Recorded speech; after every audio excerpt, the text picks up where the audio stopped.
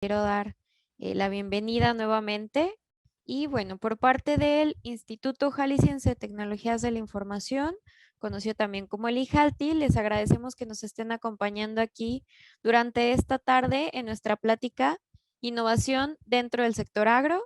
Me presento, yo soy Ariadna Ramírez y estaré acompañándolos durante la charla.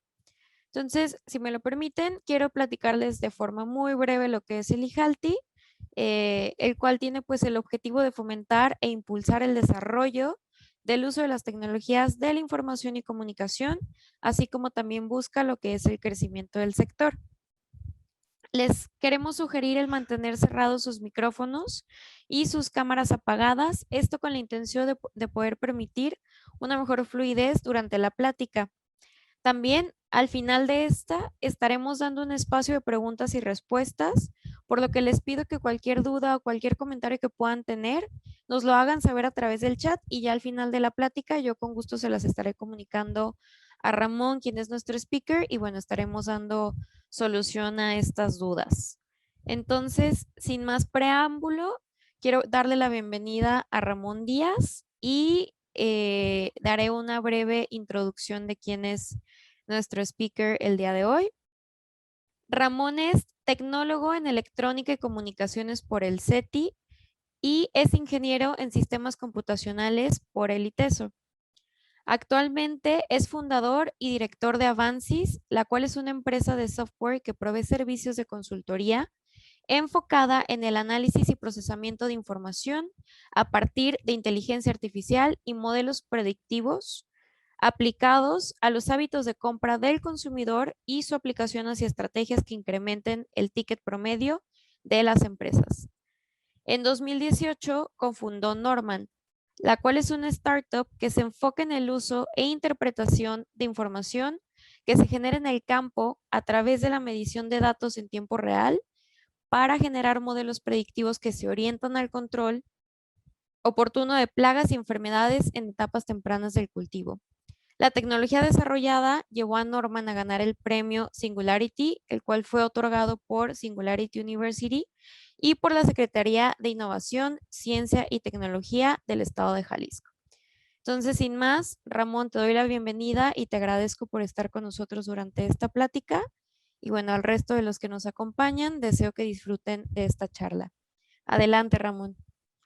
Muchas gracias, Ari. Muy buenas tardes a todos. Bienvenidos. Me da mucho gusto poder contar con su presencia. Voy a compartir mi ventana para la presentación que vamos a estar revisando el día de hoy. ¿Me pudieran confirmar si ya ven la presentación? Sí, Ramón, sí se ve. Excelente. Bueno, pues nuevamente bienvenidos. El día de hoy vamos a estar hablando de cómo está impactando la tecnología en el sector agroindustrial y particularmente vamos a desarrollar y explicar más a fondo un concepto de nueva generación que es el de la agricultura cognitiva. ¿Qué es la agricultura cognitiva? No es otra cosa que la conjunción de las tecnologías emergentes, la investigación científica, las técnicas de cultivo y toda esta información que se genera en campo que nos lleven a mejorar en conjunto los procesos productivos en la parcela. Como ya comentaba Ari en la introducción, la tecnología que nosotros desarrollamos y de la cual vamos a estar platicando más a detalle a lo largo de la presentación, nos llevó a ganar en 2018 el premio de Singularity University y el premio de innovación otorgado por la Secretaría de Innovación, Ciencia y Tecnología. Normalmente me gusta iniciar esta plática abordando una problemática que nos debe de mantener atentos a lo que viene hacia adelante. Por un lado, en el lado izquierdo, de acuerdo a Singularity University, todas las tecnologías basadas en inteligencia artificial orientadas al ser humano van a impactar su longevidad. Esto es, en palabras prácticas, lo que quiere decir es que vamos a vivir más años. Y por otro lado, en la parte central, tenemos la condición actual en la agricultura, con una muy alta variabilidad climática, una contaminación y deterioro de los recursos naturales y un incremento constante en los costos de producción. El compromiso, o más bien el reto que se nos viene hacia adelante, es incrementar a nivel mundial la producción de alimentos en un 70%. Y la gran pregunta que nosotros nos gustaría dejar sobre la mesa para la reflexión es, ¿cómo vamos a lograr esto? ¿Con alimentos naturales o con alimentos sintéticos? Y esto es justamente lo que nos lleva a empezar a abordar este paradigma de la agricultura cognitiva, donde nosotros pensamos que lo que se va a empezar a dar es una transición muy fuerte entre lo que hasta ahorita había sido una agricultura de un uso intensivo de insumos hacia una agricultura de un uso intensivo del conocimiento. Esto es, vamos a regresar a las bases de la agricultura para entender cómo se correlacionan los elementos naturales. Vamos a regresar a la sabiduría de la naturaleza para entender cómo podemos impactar y mejorar la producción en la parcela. Y entrando en materia, quisiera comenzar por abordar el paso primario que se sigue cuando se va a iniciar un cultivo. Es una muy buena práctica el poder desarrollar un estudio de suelo. ¿Para qué nos sirve un estudio de suelo? El estudio de suelo consiste en recoger muestras de tierra en distintos puntos del predio y esta tierra se mezcla, se manda a un laboratorio y el laboratorio lo que nos va a regresar son los resultados de las características físico-química y biológicas de la superficie donde se va a sembrar. Y esto nos permite el poder planificar cómo vamos a sacarle el mejor provecho a esta superficie. Esta debería de ser una de las prácticas más convencionales o más típicas en el agro. Sin embargo, con tristeza les puedo compartir que de cada 10 productores que nosotros visitamos, típicamente 7 no la tienen. Únicamente un 30% tienen estudios de suelo y de ese 30%, únicamente la mitad tienen estudios de suelo recientes. ¿En qué consiste entonces este paradigma de la agricultura cognitiva? El estudio de suelo, si bien nos da una fotografía del momento en el suelo, es decir, cómo se está comportando en ese momento, cuáles son sus microorganismos, cuáles son las variables, como ya decía yo, físico-químicas que están presentes, lo que nosotros apostamos es a generar una transición hacia tener una película permanente.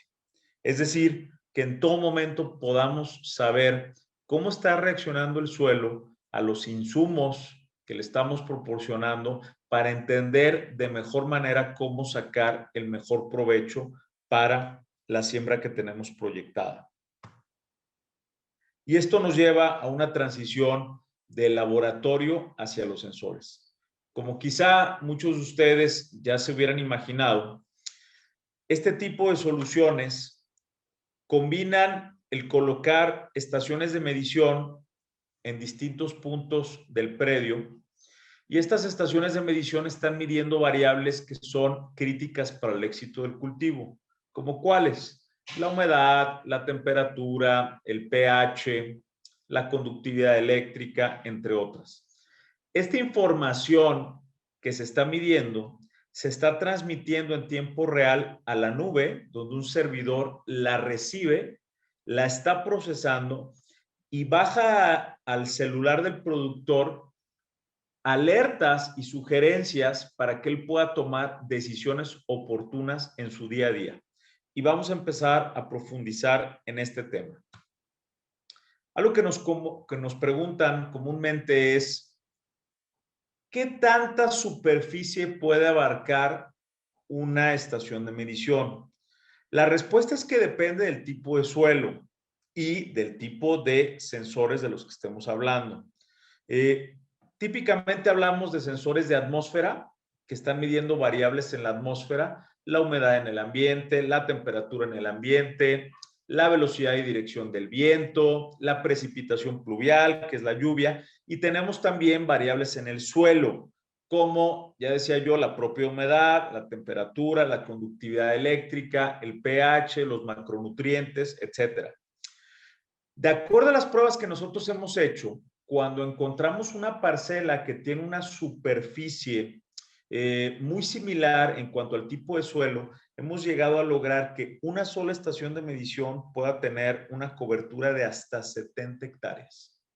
Entonces, esto es en condiciones ideales y, por supuesto, también nos ha tocado superficies donde varían los tipos de suelo y para este último ejemplo, lo que hacemos es colocar colocar estaciones en distintos puntos de la superficie, como se muestra en la imagen, y lo que hacemos es triangular la señal para generar muestras representativas. Es decir, muy similar a como se hacen los estudios de suelo, pero en este caso desde una perspectiva de telecomunicaciones. Entonces generamos una telaraña que cubre todo el predio y esto nos permite eficientar el uso de estaciones de medición y poder estar monitoreando, como se observa en la imagen a la derecha, el estado de las variables. Quiero resaltar que para cada variable el semáforo indica si estamos en un rojo, en un amarillo o en un verde, lo que nos permite entender el grado de severidad del estado de esta variable con respecto al proceso productivo que vamos a ir trabajando. Y esto lo que nos permite es un monitoreo en tiempo real de distintas variables. Como pueden ver en pantalla, y lo vamos a ir profundizando en un momento, la aplicación móvil con la que cuenta el productor recibe la información de estas variables que se están midiendo y, como ya mencionaba hace un momento, cada variable viene semaforizada. ¿Qué quiere decir esto? Que una variable que viene de color verde quiere decir que está en su estado óptimo para el cultivo. Un amarillo es, no estás ni mal ni bien, cuidado. Y un rojo es alerta. Hay que hacer algo porque si continúa o prevalece esta condición, puede afectar la productividad del cultivo. Entonces, en pantalla mostramos algunos de los ejemplos de las variables que estamos midiendo, como la humedad relativa, donde aparece la hoja, el histórico de la humedad relativa, donde no sé si alcanzan a observar que detrás de la línea que aparece se ve un poco más resaltado de color azul un umbral. Este umbral se refiere a los días que la medición está en su estado óptimo. Cualquier pico fuera de este umbral que está aquí indica que son días de estrés y van a impactar la productividad del cultivo. Y abajo algunos otros ejemplos de algunas otras variables de las que vamos a estar hablando a continuación. Y bien, ¿qué puede hacer el productor con esta información? Esta es una parte en la que yo me quisiera detener porque nosotros hacemos un énfasis muy fuerte en la deuda histórica que ha tenido la tecnología con el campo mexicano. Y permítanme explicarme. El uso de estaciones de medición no es nada nuevo. Las estaciones de medición en el campo se utilizan desde hace ya 20 o 30 años. Ya las había aquí en México. La diferencia es que estas estaciones de medición de vieja generación, uno tenía que ir, conectar, por ejemplo, un USB, y entonces sacaba toda la información, se la llevaba, la conectaba a su computadora y luego la podía analizar. Esto en términos prácticos pues no ayudaba mucho porque había que estarse desplazando a la parcela, sacar la información, luego regresar a donde estaba la computadora y empezar los análisis. Pero ya existían las estaciones de medición. La diferencia es que ahora la información se está transmitiendo en tiempo real y yo la puedo estar monitoreando directamente desde el celular. Y esto provee de ventajas muy significativas para el día a día del productor. A continuación les voy a compartir algunos ejemplos. Iniciemos por el área más básica de producción, que es el riego. Lo que nos hemos encontrado cuando entrevistamos a productores es que muchos de ellos ejecutan el riego en base a usanzas aprendidas, ya sea por generaciones previas o porque alguien lo hacía y ellos siguen el ejemplo. Entonces, muchos están regando a diario porque consideran que es importante que la planta siempre tenga agua, pero lo que desconocen es que si estamos midiendo la humedad y conocemos la capacidad de retención de humedad del suelo, podemos lograr que se espacie el riego hasta 4 días. ¿Qué quiere decir esto? Que en lugar de estarlo regando a diario, podemos ampliar ese espectro para que hasta el 4.º día se riegue, sin afectar, quiero resaltar, sin afectar la productividad máxima de la planta. Y por el otro lado, imaginen ustedes el impacto que puede generar para los cultivos que no son de temporal el estar ejecutando el riego cada 4.º día en lugar de sobre una base diaria. El segundo ejemplo que quisiera compartirles es el de la fertilización. Típicamente el productor tiene un programa de aplicación de fertilizaciones. Estas se las provee la empresa que le vende el producto, el insumo.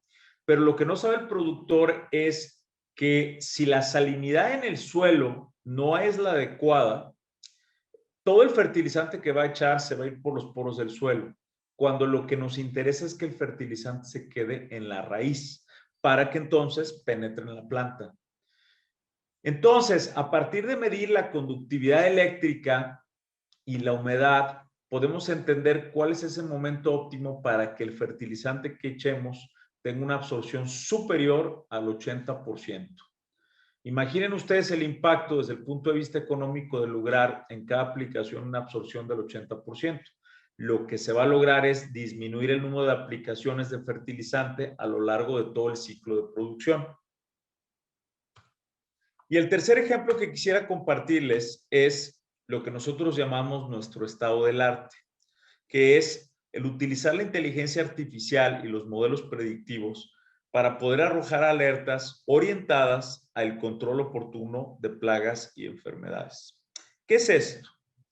Básicamente lo que nosotros hacemos es alertar al productor cuando una plaga se empieza a desarrollar y está en la zona óptima en la que la pueda controlar antes de que esa plaga se esparza a lo largo de todo el cultivo. ¿Cómo hacemos esto? Nosotros iniciamos primero trabajando en cámaras bioclimáticas.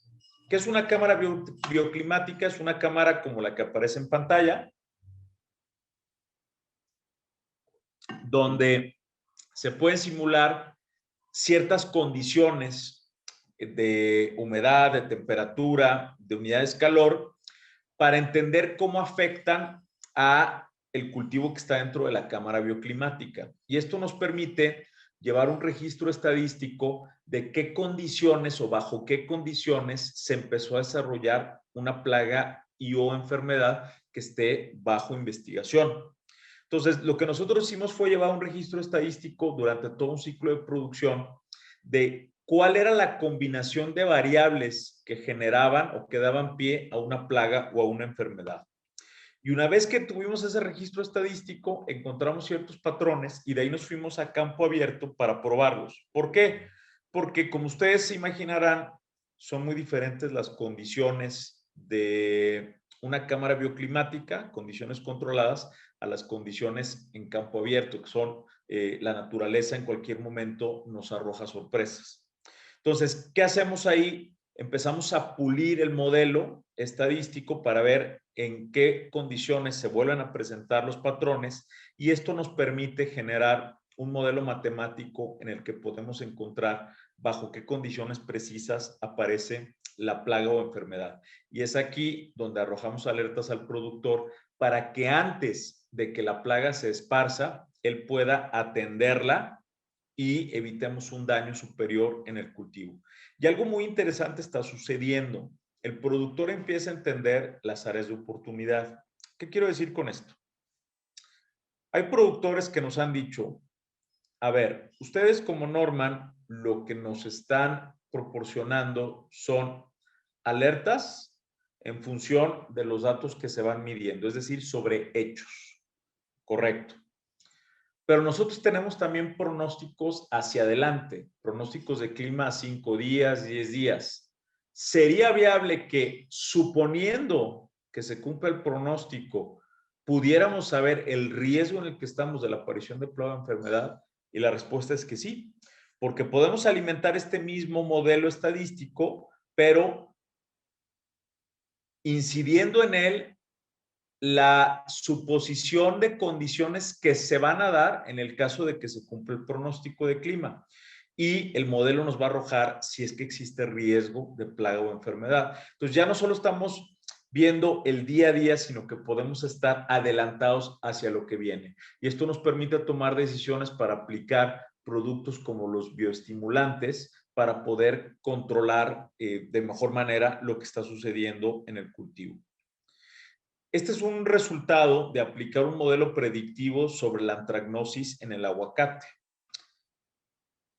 Básicamente se hicieron 3 pruebas. Se tenía el testigo donde a partir de detectar la antragnosis nos hicieron aplicaciones, luego el método convencional para controlar la antragnosis y el uso de un modelo predictivo que previo a que estuviera esparcida la enfermedad nos arrojó la alerta de que venía. Lo que nosotros encontramos es que bajo una temperatura de 13 grados centígrados y 4 horas con una humedad en hoja del 60% es cuando llegaba a su punto máximo la antragnosis. Y lo que logramos es que con el método convencional generamos un total de 2.500 kilogramos por hectárea contra 7.500 kilogramos por hectárea que se lograron a partir de un modelo predictivo. Como referencia para ustedes, la antragnosis es esta enfermedad que hace que el aguacate se manche.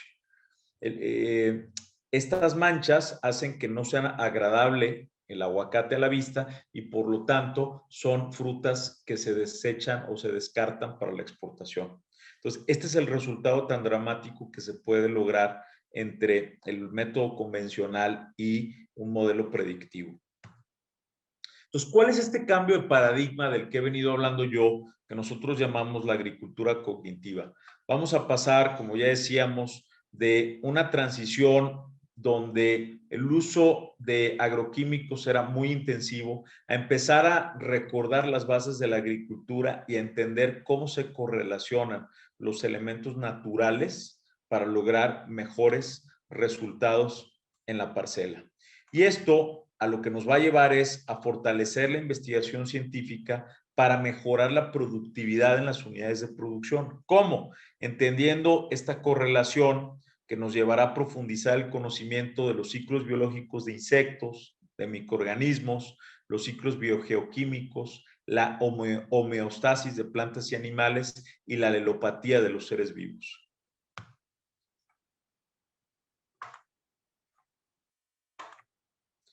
Algunos usos de este nuevo paradigma es que esta ciberagricultura está demostrando la importancia de la luz, la temperatura, la humedad, los nutrientes, al analizar su efecto no solo en el rendimiento del cultivo, sino adicionalmente en características organolépticas de la planta.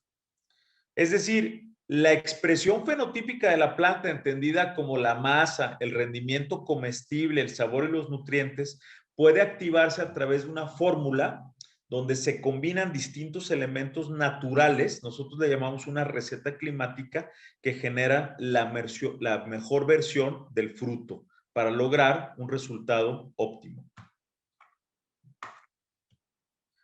Y con esto, a lo que estamos pasando es a lo que llamamos un Big Data agrícola en progreso. Hay que recordar que un Big Data es una gran cantidad de datos que se empiezan a acumular para poder analizar información.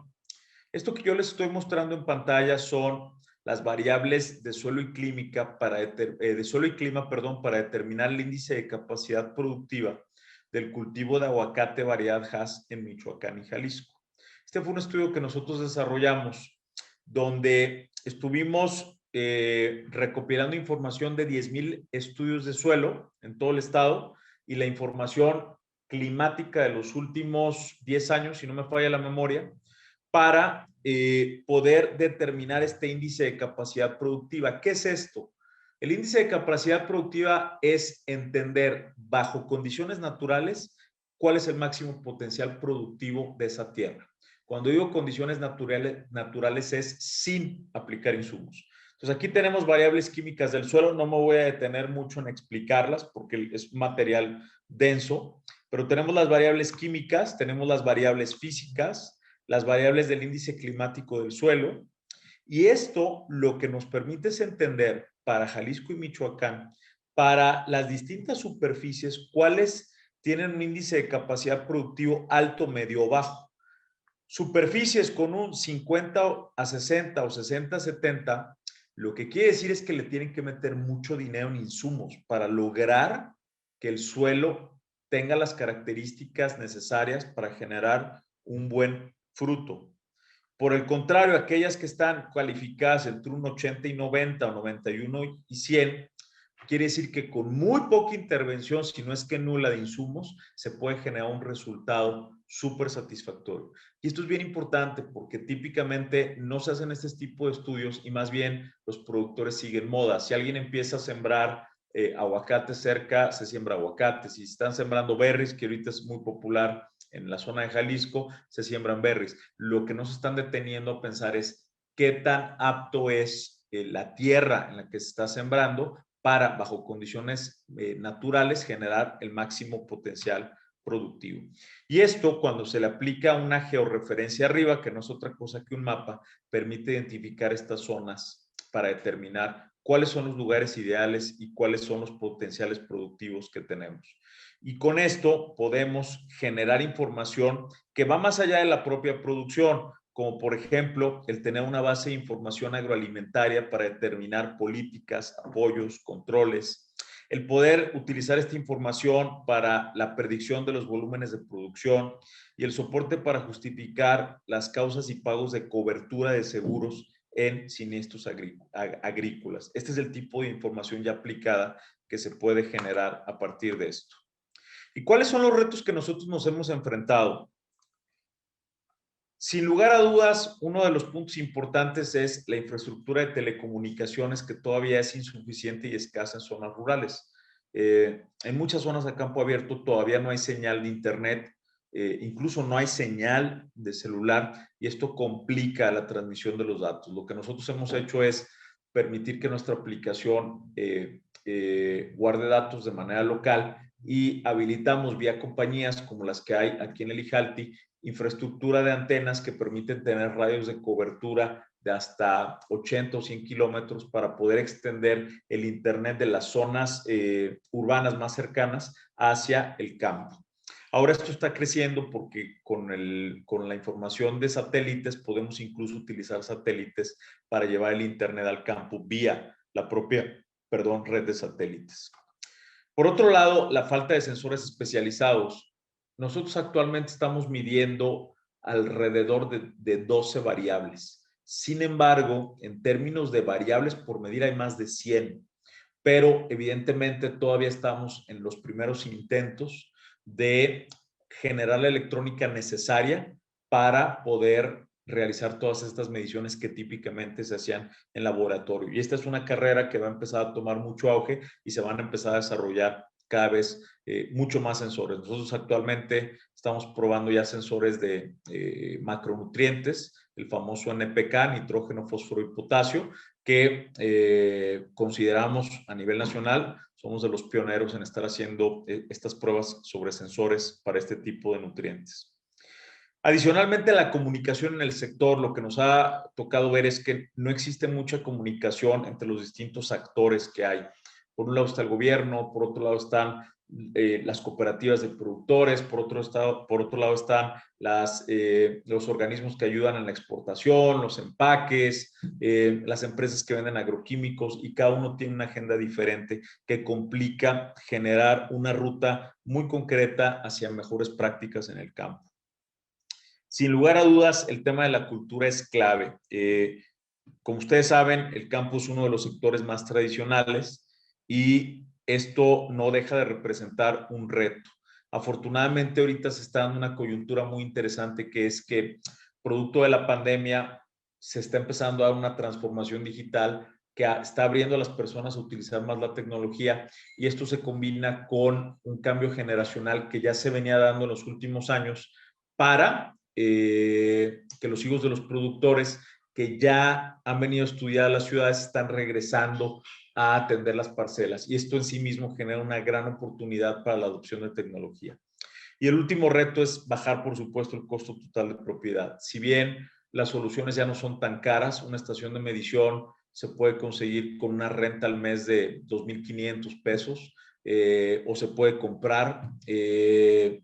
Aún así, cuando juntamos el celular, la estación de medición y toda la solución completa, si es que se tiene que habilitar el Internet, deja fuera a grupos bajos, de bajos ingresos de productores. Entonces, aquí la meta es poder ir bajando poco a poco el costo total de propiedad.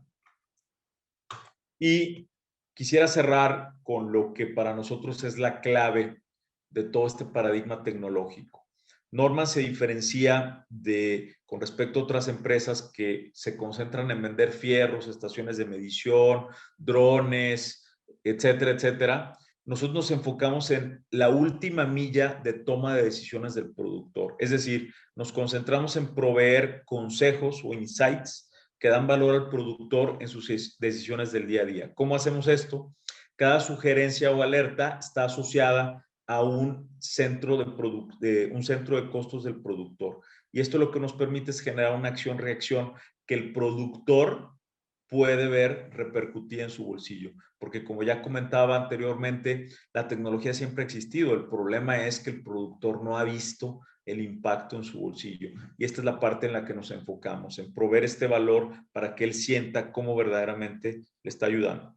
Y quisiera cerrar mi presentación haciendo la conclusión de que las tecnologías emergentes se están convirtiendo en un nuevo paradigma y un impulso que, sumado a esta convergencia de factores de la pospandemia y del cambio generacional, van a estar abriendo una brecha en la investigación científica que va a impactar de manera trascendente a la agricultura del futuro. Estamos a punto de presenciar cambios importantes en la manera de hacer agricultura y creo que hay una gran oportunidad que a mí me apasiona mucho y que creo que nos debe de invitar a todos a reflexionar y a ser activos, proactivos en participar y en accionar este tipo de tecnologías para mejorar el campo mexicano que tanto nos ayuda a todos. Muchas gracias por su tiempo. Les aprecio mucho el que se hayan tomado el tiempo para estar con nosotros y le devuelvo el micrófono a Ari para ver si tuviéramos alguna pregunta de parte de los asistentes. Ari.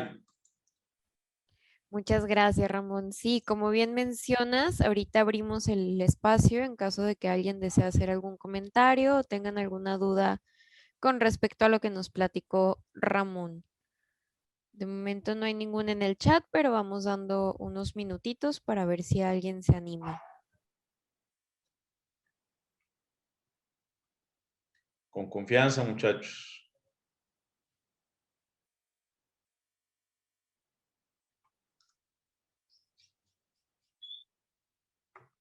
Aprovecho para comentar, en lo que cada uno revisa, si pudiera tener alguna pregunta, que como ya comentó Ari previamente, se les enviará una copia de la presentación y algunos materiales con los que podrán profundizar en todo este concepto de agricultura cognitiva.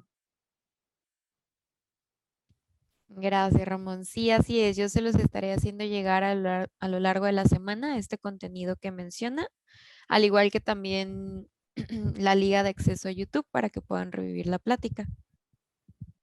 Mira, ya tenemos un comentario. Pregunta Alejandra eh, que si el sistema que comentabas durante la plática ¿en qué sistema fue desarrollado? Hay básicamente como tres componentes. Está el componente que procesa los datos en la nube, donde ahí lo que tenemos son modelos de inteligencia artificial, modelos predictivos, modelos matemáticos, que lo que hacen es reciben la información, la procesan y arrojan estas alertas de las que hablaba. Esa es la parte del procesamiento de información. Y luego tenemos la parte de la aplicación móvil, que fue desarrollada en la plataforma React Native, y que es el dispositivo móvil donde está la plataforma que le da los consejos del día a día al productor.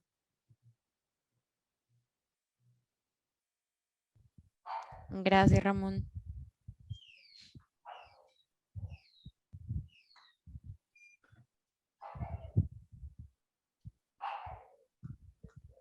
Adelante, Tonatio.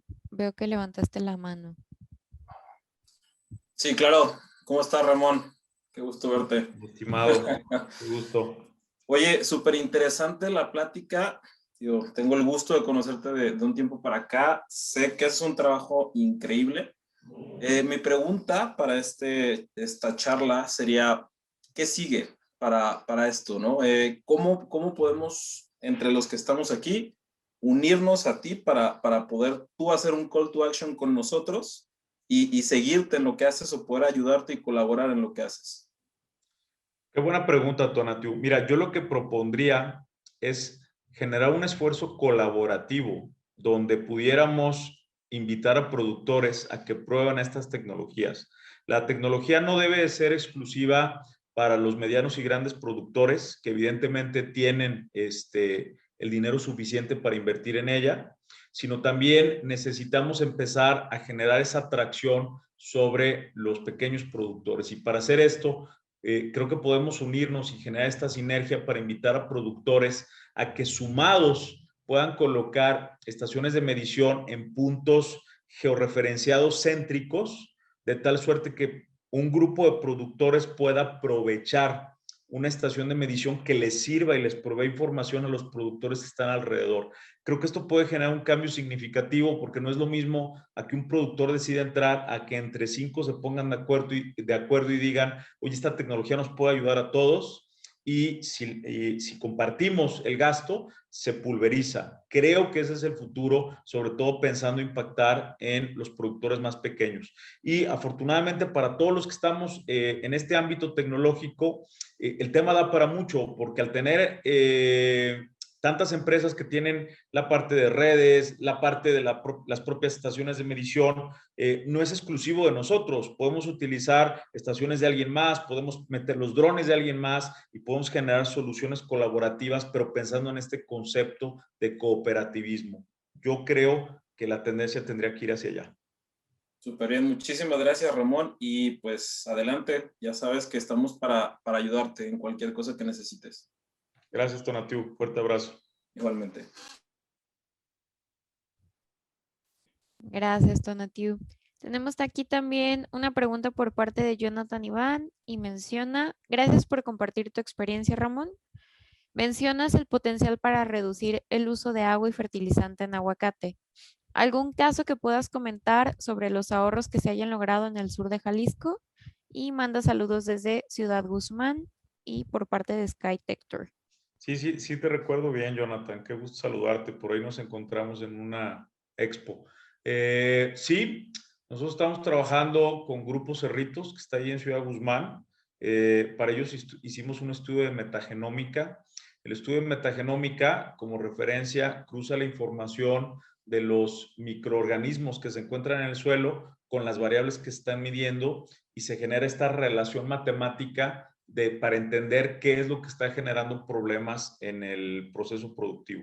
En el caso de Cerritos, nosotros hicimos un estudio de las variables que se están midiendo del último año y, por ejemplo, te puedo compartir que más de 100 días había condiciones de estrés. Y Cerritos es uno de los principales productores que tienen además, en términos de tonelaje, uno de los principales récords de tonelaje. Pero lo que quiero dar a entender es que si con 100 días de estrés están generando estos resultados, imagínate lo que se puede generar disminuyendo más estos días de estrés. Nosotros estamos por tener una reunión con ellos para presentar los resultados de este estudio de metagenómica que te estoy compartiendo y con gusto, una vez que los presente con ellos, por supuesto, se los puedo compartir para que ustedes vean los resultados de la aplicación de esta información estadística. En el caso del sur de Jalisco son ellos y actualmente estamos también trabajando en toda la zona de Los Altos con ProAn. ProAn, como ustedes saben, es el mayor productor avícola a nivel nacional, de los más grandes de Latinoamérica,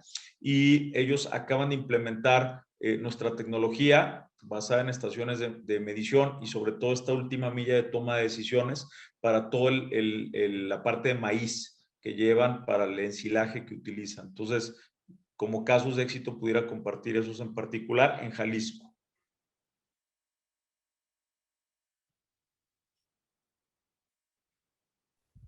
Gracias, Ramón. No sé si alguien más. Mira. Menciona Jonathan que genial, muchas felicidades y pendientes para poder ayudarte desde el sur de Jalisco. Igualmente encantado, Jonathan. Gusto saber de ti.